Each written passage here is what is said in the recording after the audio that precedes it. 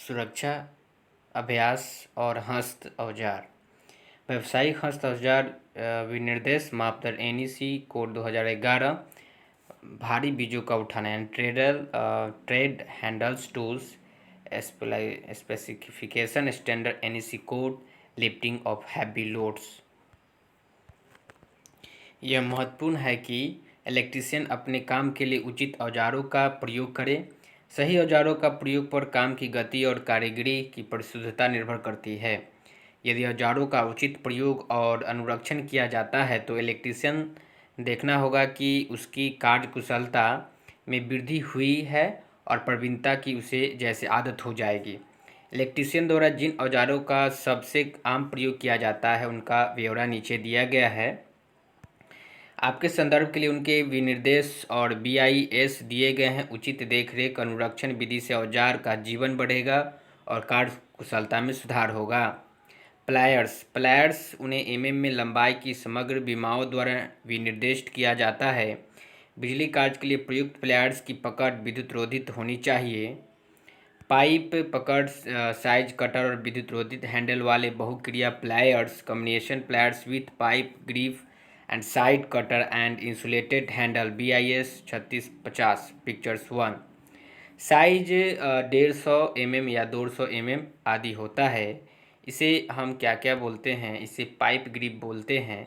यह joint cutter होता है। क्या होता है? यह जॉइंट कटर होता है। यह पाइप ग्रिप होता है। और यह जो आपका होता है ग्रिपिंग सरफेस, इसको क्या बोलते हैं? Gripping surface. और इसको साइड कटर बोला जाता है।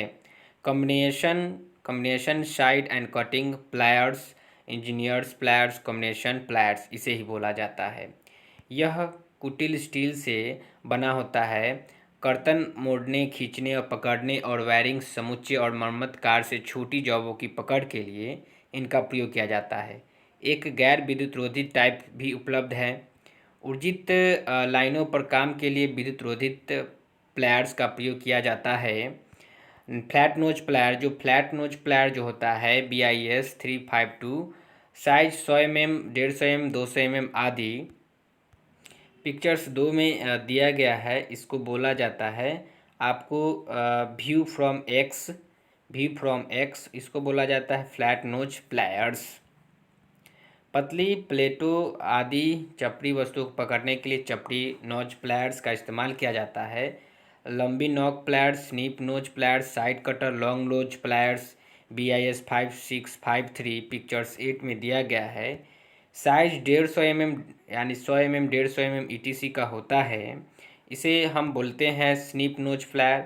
इसको इनक्लैर्ड इन लार्जेस्ट व्यू फ्रॉम एक्स बोला जाता है। और यहाँ जहाँ उंगलियों नहीं पहुँच सकती वहाँ छोटी वस्तु को पकड़ने के लिए लंबी नॉक प्लायर्स यानी लंबी नॉक प्लायर्स का प्रयोग किया जाता है।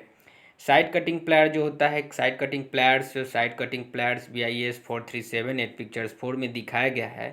साइज 100 mm और 150 mm का होता है। पिक्चर्स 4 में इसे बोला जाता है डायगोनल कटिंग प्लायर या नाइपर। इसको क्या बोला जाता है? डायगोनल कटिंग या प्लायर्स या नाइपर। छोटे व्यास की ताम्र और एल्युमिनियम तारों को काटने के लिए इसका प्रयोग किया जाता है। 4 mm व्यास से कम होता है। गोल नोक प्लायर ये round nose pliers BIS 3568 pictures 5 में साइज 100 mm या 150 mm आदि का होता है। पिक्चर्स 5 में यह दिया गया है राउंड नोज प्लायर। इसको क्या बोलते हैं? Round nose pliers. और गोल नॉक प्लायर्स का इस्तेमाल करके तार हुक और लूप बनाए जा सकते हैं। प्लायर्स का अनुरक्षण और हिफाजत care and maintenance of pliers जो होता है का हथौड़े के प्रयोग में न करें। लंबा साइज तांबा एल्युमिनियम तारों और किसी साइज की स्टील तारे काटने के लिए प्लायर्स का प्रयोग न करें। प्लायर्स का प्रयोग करते समय हस्त पकड़ के लिए विद्युत रोधन को क्षतिग्रस्त न करें। कब्जेदार जोड़ों का स्नेहन करें।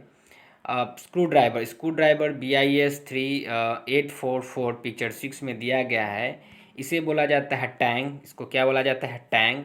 और इसे बोला जाता है नॉम डाई ऑफ ब्लेड। क्या बोला जाता है? नॉम डाई ऑफ ब्लेड। इसको बोला जाता है कैनल। इसको बोला जाता है पॉइंट। इसे बोला जाता है हेक्सागोनल। और इसे यहाँ से यहाँ का जो दूरी होता है, इसे या लेंथ ऑफ टैंक या इंसर्टेड इन हैंडल, इसको बोला जाता है आपको लेंथ ऑफ ब्लेड, इसे बोला जाता है लेंथ ऑफ ब्लेड। ये थिकनेस पॉइंट है, इसे क्या बोला जाता है, थिकनेस पॉइंट। और यह बोला जाता है length of handle. Nomenclatures for screwdriver, बिजली कर्मों के लिए प्रयुक्त पेचकसों को सामान्यतः प्लास्टिक हैंडल होते हैं और दंड विद्युत रोधन स्लीबों में ढका होता है। पेचकस का साइज ब्लेड लंबाई में और नामिये पेचकस नोक साइज यानी ब्लेड की टिप मोटाई और दंड के व्यास द्वारा निर्धारित किया जाता है। Example 75 × 0.4 mm × 2.5 mm, 150 × 0.6 mm × 4 mm, 200 × 0.8 mm × 5.5 mm etc। पेचकसों के हैंडल कास्ट या सेलुलोज एसीटेट के बने होते हैं। पेचकसों को कसने या ढीला करने के लिए पेचकसों का प्रयोग किया जाता है। पेचकस टिप पेंच के खांचों में अच्छी तरह से फिट होनी चाहिए ताकि ताकि अधिकतम कुशलता प्राप्त की जाए और पेच शीर्ष की क्षति न पहुंचे। चूँकि पेचकस की लंबाई खून बल के समानुपाती होती है, छोटे काम के लिए बहुत छोटे साइज का पेचकस चुनें और बिलोमत बड़े काम के लिए बड़े साइज का पेचकस चुनें। स्क्रू ड्राइवर यानी कि फिलिप्स, इन्हें तारों शीर्षों पेचों कसने के इस्तेमाल किया जाता है।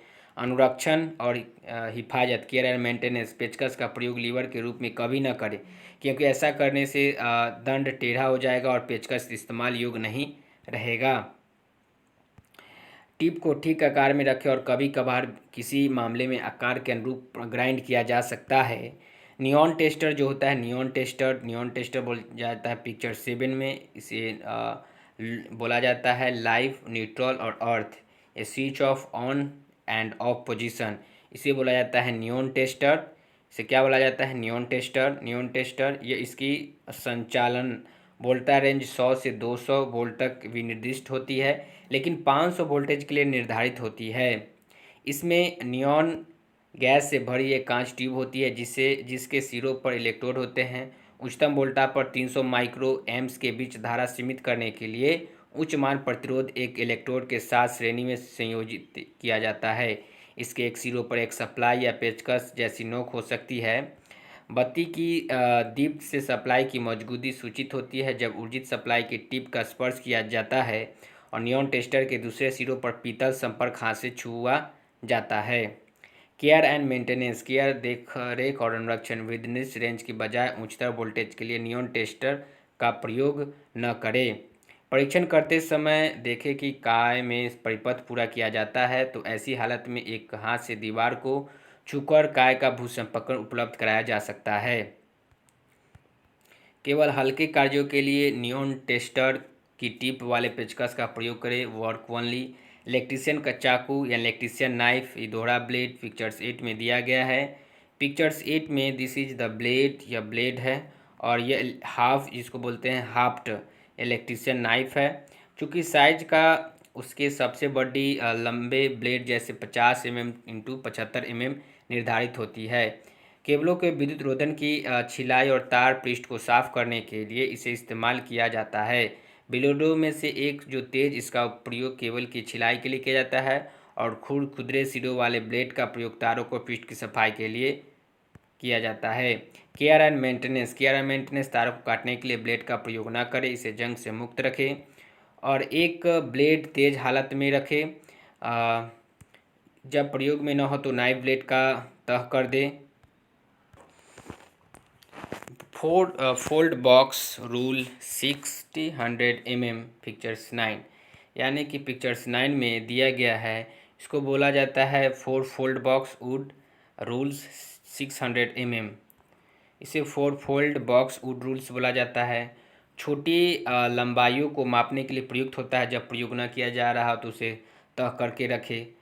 10 यानी 10 बॉल पिन है हथौड़ा, हैमर्स बॉल पिन पिक्चर 10 में दिया गया है। हथौड़े का साइज धातु शीर्ष के वजन में व्यक्त किया जाता है, जैसे 125 GMS, 250 GMS आदि। बॉल जो होता है पिक्चर्स 10 में दिया गया है, ball pin hammer, wooden handle and इसे बोलता है फेस, इसे बोला जाता है बॉल, इसे बोला जाता है फेस। ये बॉल है, ये फेस है, ये वुडन हैंडल है, और ये बॉल पिन हैमर्स है। हथौड़े विशेष स्टील का बनाया जाता है और आघात फलक को पान दी जाती है। कील ठोकने, सीधा करने और मोड़ने के काम के लिए इस प्रयोग किया जाता है। हत्थी कठोर काष्ठ की होती है। Care and maintenance, care and maintenance का मतलब होता है हिफाजत और अनुरक्षण। केयर एंड मेंटेनेंस, ढीली हत्थी वाले हथौड़े का प्रयोग न करें। हथौड़े के फलक पर तेल, ग्रीस और छत्रक नहीं लगानी चाहिए। गुनिया, गुनिया जो होता है, गुनिया जिसको बोलते हैं try square engineers square pictures 11 BIS 2103। Outer as of blade या इनर एज ऑफ ब्लेड बोला जाता है। यह ब्लेड है, इसको बोला जाता है inner working face sector, face of stock, inner working face of stock. इसे बोला जाता है ग्रूव और relief, outer working face of stock. ये ट्राई स्क्वायर है। इसे ब्लेड की लंबाई से निर्दिष्ट किया जाता है, जैसा 50x35, 100 mm x 70 mm, 150 x 100 mm ETC। अब बोलता है इसमें दो प्रकार एक स्टॉक के साथ प्रवाहित सिरा का होता है और दूसरा बिना स्टॉक के चपटा सिरा। यह चेक करने के लिए प्रयोग किया जाता है कि वस्तु समतल, लंब और समकोण पर है। दो सीधे ब्लेड एक दूसरे के समकोण पर रखने से गुनिया बन जाती है। स्टील ब्लेड की स्टॉक के साथ रिवेट की गई है। स्टील जो स्टॉक ढलवा लोहे का बना होता है, स्टॉक ढलवा लोहे का बना होता है। स्टॉक को जॉब के सिरे के साथ सेट किया जाना चाहिए। इसका प्रयोग हथौड़े के रूप में न करें। फर्मर चीजल, फर्मर चीजल जो होता है, फर्मर चीजल इसे बोला जाता है फर्मर चीजल। पिक्चर्स 12 में दिया गया है, इसे बोला जाता है फर्मर चीजल, इसे बोला जाता है फर्मर चीजल। तो फर्मर चीजल जो होता है, फर्मर चीजल इसकी कास्ट की हथी होती है, इसकी कास्ट की हथी होती है। 150 mm लंबाई का ढलवा लोहा होता है। स्टील ब्लेड को होता है। ब्लेड की चौड़ाई के साथ अनुसार इसका साइज मापा जाता है, जैसे 6 mm, 12 mm, 18 mm, 25 mm। इसका प्रयोग लकड़ी की छिलाई, खुरचाई और खांचा बनाने के लिए किया जाता है। केयर एंड मेंटेनेंस, केयर और मेंटेनेंस जो होता है इसका प्रयोग पेच कसने के लिए किया जाता है। छिलाई के लिए मुगरी का प्रयोग करें। पत्थरी पर रगड़े और सिल्ली पर धार लगाए। जहाँ कील लगाए गए हैं वहाँ इसका प्रयोग न करें। चूल आरी, टेनन सौ जिसको होता है, टेनन सौ किसे बोलते हैं। पिक्चर्स 13 में BIS 5130, 5130 और 5031 में दिया गया है। इसे बोला जाता है बैक, इसे बोला जाता है ब्लेड, इसे बोला जाता है तीत। ये हैंडल है, ये टेनन सौ है। सामान्य चूल की आरी लंबाई 250 से 300 mm होगी। प्रति 25.4 mm में 8 से 12 दांते होते हैं। ब्लेड की चौड़ाई 10 सेंटीमीटर होती है। इसका प्रयोग पतली कास्ट वस्तु जैसे cast batten, casing, capping, board और गोल ब्लॉकों को काटने के लिए इस्तेमाल किया जाता है। केयर एंड मेंटेनेंस की बात करें तो जंग से बचाए, जब प्रयोग में न हो तो ग्रीस जो लगाएं। वुड रास्प फाइल, वुड रास्प फाइल जो होता है, कास्ट उदंत रेती जिसको बोला जाता है, इसको बोला जाता है क्या, वुड रास्प फाइल। क्या बोला जाता है, वुड रास्प फाइल बोला जाता है।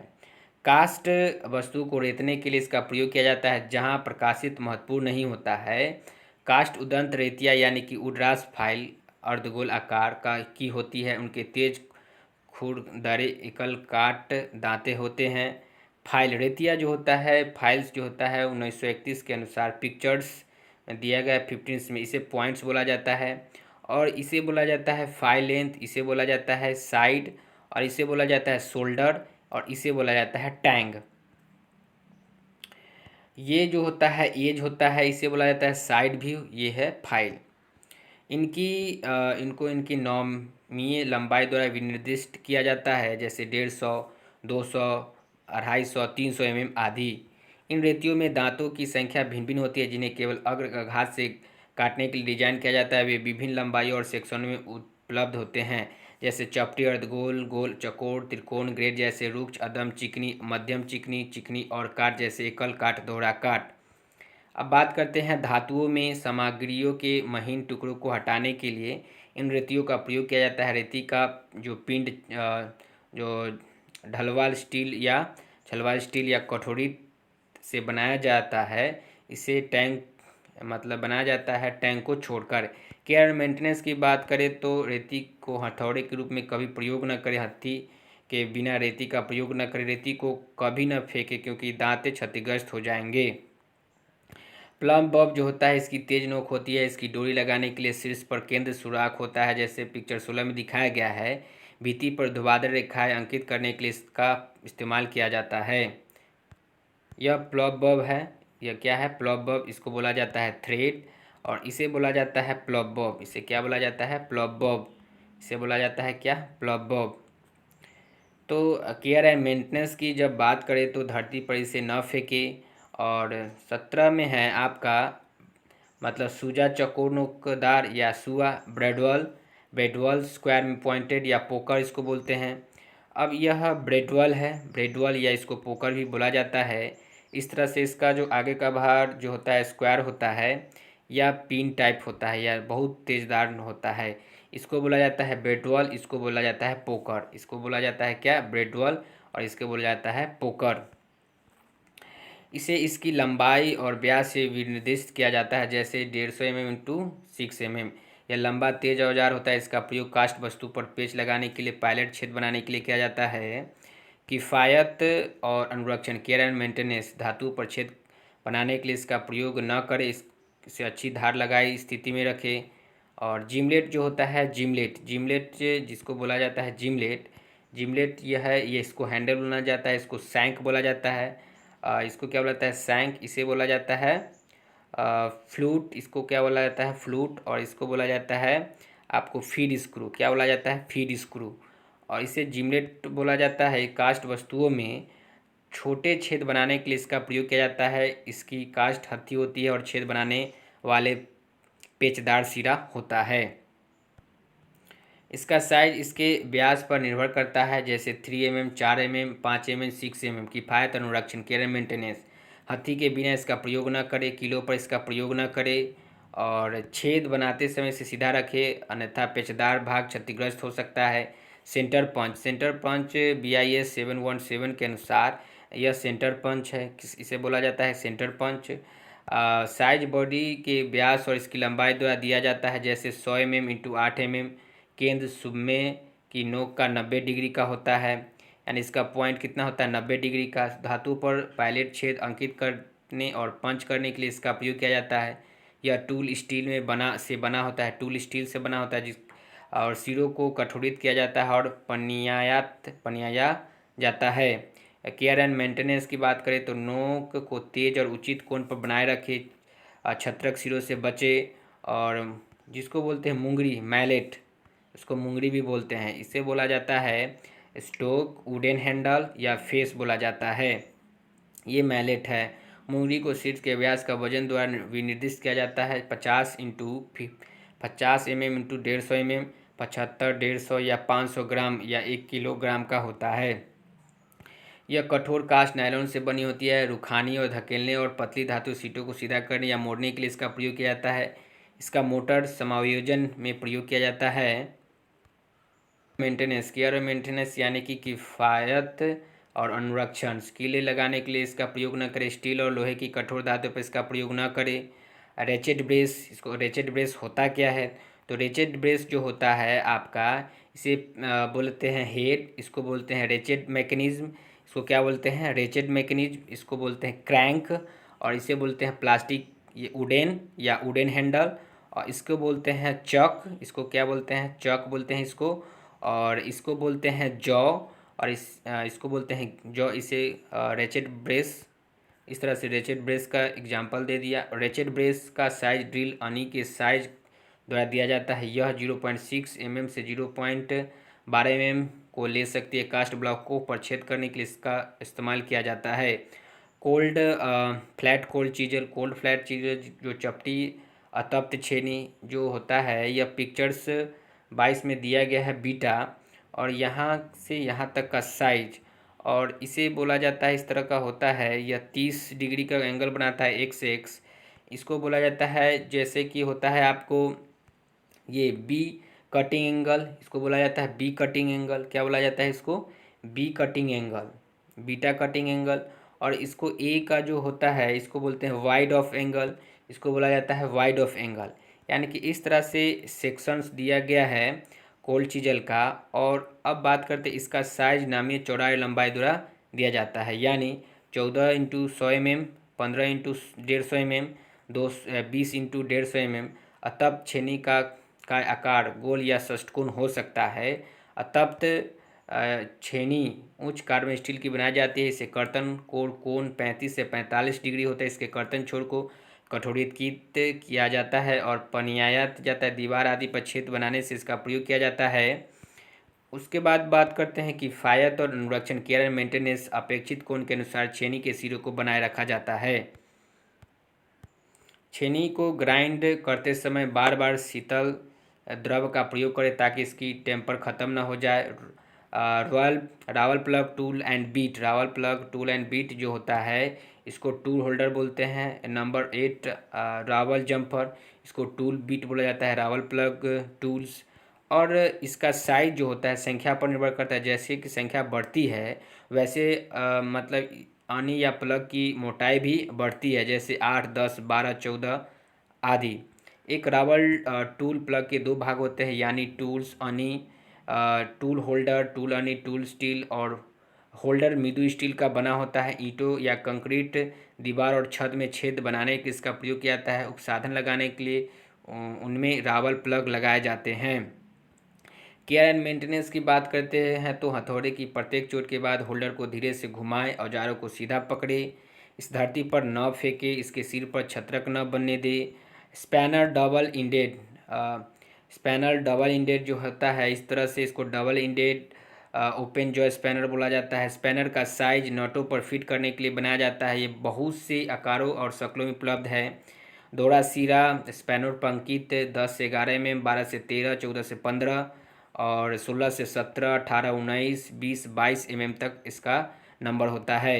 नट और बोल्टों को ढीला कसने और स्पैनरों सेटों का प्रयोग किया जाता है। बहुत साइजों का उपलब्ध होते हैं, इनके एक या दो सिरे हो सकते हैं। Ring spanner set, ring spanner set, this is the ring spanner set. Ring spanner set का प्रयोग ऐसे स्थानों में किया जाता है जहां स्थान सीमित होता है, जहां उच्च उत्तोलक शक्ति की ज़रूरत होती है। सॉकेट बॉक्स एक्सपैनर, सॉकेट बॉक्स एक्सपैनर जो होता है यह drive attachment, sliding offset handle, and this is the sockets and socket spanner. और ये स्पैनर ऐसे स्थानों पर उपयोग होते हैं जहां नट बोल्ट तंग स्थान या गहराई पर लगा होता है। एकल सिरा खुला जबड़ा समायोजन spanner, single ended open jaw adjustable spanner. तो इसमें होता है, इसे बोला जाता है एडजस्टेबल स्पैनर। यह समय और काम बचाता है, समय और काम बचाता है। ऐसे पेच प्रचलित करके चाल जबड़ों को समायोजन बनाया जाता है। इसे मंकी रिंच कहते हैं। 150, 200, 250 mm आदि से उपलब्ध होता है। किफ़ायत और अनुरक्षण, केयर मेंटेनेंस, नट बोल्ट के साइज के अनुरूप सही साइज स्पैनर का उपयोग करें। स्पैनर के हथौड़े के रूप में प्रयोग न करें। स्पैनर का प्रयोग करते समय इसे हथौड़े की चोट न दे। इसके जबड़ों पर ग्रीस या तेल न लगने दे। मेजरिंग टेप, मेजरिंग टेप जो होता है इसमें होता क्या है कि इसे हम बोलते हैं सीमी जीटीजी मेजरिंग स्टील स्पैनर टेप। और इसमें होता है इसका साइज इसके द्वारा मापी जाने वाली अधिकतम लंबाई होगा, जैसे ब्लेड 12, चौड़ाई 2 mm लंबा। माप टेप पतले स्टील ब्लेड का बना होता है जिस पर विमाएँ अंकित होती है। वायरिंग स्थापना और सामान्य माप यंत्रों की विमाओं को मापने के लिए इसका प्रयोग किया जाता है। किफ़ायत और अनुरक्षण, केयर एंड मेंटेनेंस की बात करें तो सावधानी पूर्वक इस्तेमाल करें क्योंकि आसानी से आंसकन खराब हो जाएंगे। लोकहार्ट यानी हैक्सॉ फ्रेमों के लिए BIS 5169 1986 के अनुसार ब्लेडों को BIS 2594 1977 29 पिक्चर्स में दिया गया है। इसे फ्रेम बोला जाता है, यह सीथेद बोला जाता है। और इसको बोलते हैं रिटेनिंग पिन, इसको क्या बोलते हैं रिटेनिंग पिन, गाइड, हैंडल, और इसको बोला जाता है फिक्स ब्लेड होल्डर, और इसको बोलते हैं नॉमिनल साइज, ये विंग नट। ये नोमेनक्लेचर फॉर हैक्सो फ्रेम। यह मजबूत निकेल पतली स्टील फ्रेम में बनाया जाता है। फ्रेम को 250 mm से 300 mm के ब्लेडों के लिए समायोजित किया जा सकता है। इसे फ्रेम पर लगा कर जाना चाहिए। हाथी जैसे दांते हाथी से परे होना चाहिए ताकि अग्र धातु में काट की जा सके। इसका प्रयोग मुख्यतः धातु को काटने के लिए किया जाता है। Care and maintenance. ब्लेड ठीक ढंग से कसा जाना चाहिए।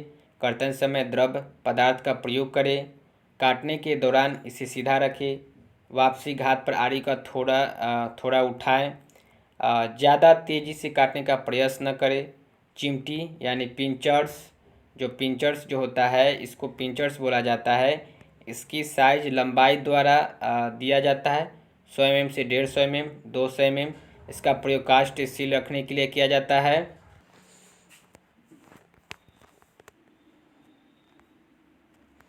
केयर एंड मेंटेनेंस हथौड़ी की तरफ प्रयोग न करें। और हैंड ड्रिल जो होता है, इसको बोलते हैं हैंड फिक्स हैंडल, इसको बोलते हैं रोटेटिंग हैंडल, और इसको बोलते हैं आप स्मॉल हैंडल, और इसे बोलते हैं चक सेल। ये हैंड ड्रिल है।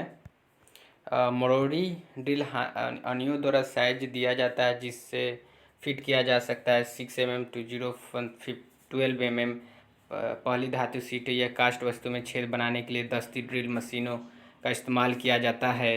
पिक्चर 32 में यह है गियर्ड की, और इसे बोला जाता है हैंडल, और इसे बोला जाता है क्या, ट्रिगर स्विच, और ये ड्रिल बिट और गियर की चक हो गया। इसके बाद इसे बोला जाता है इलेक्ट्रिक कॉर्ड, और इसे बोला जाता है चक्की। इसको क्या बोलता है, चक्की। एंड यह है इलेक्ट्रिक ड्रिलिंग मशीन्स। तो पोर्टेबल इलेक्ट्रिक ड्रिलिंग मशीन्स, जब बिजली उपलब्ध हो तो बिजली चालित मशीनों ज़्यादा सुविधाजनक और विशुद्ध टूल के रूप में होती है, जिससे कास्ट और धातु वस्तुओं पर छेद ड्रिल किया जा सकते हैं। केयर एंड मेंटेनेंस, तो मशीनों को सब चल पुर्जों को तेल दे। ड्रिल आनी को जबड़ों पर मजबूत से लगाए। ड्रिलिंग से पहले जब पर केंद्र पंच के साथ निशान लगाए। ड्रिल आनी को बाहर निकालने के लिए चक को उल्टी दिशा में घुमाए। छोटी अनियों पर अत्यधिक दाब न लगाए। बिजली ड्रिलिंग मशीन की स्थिति में इसे पूरी तरह से भूसंपर्कित किया जाना चाहिए, और विद्युत रोधन बहुत मजबूत होना चाहिए।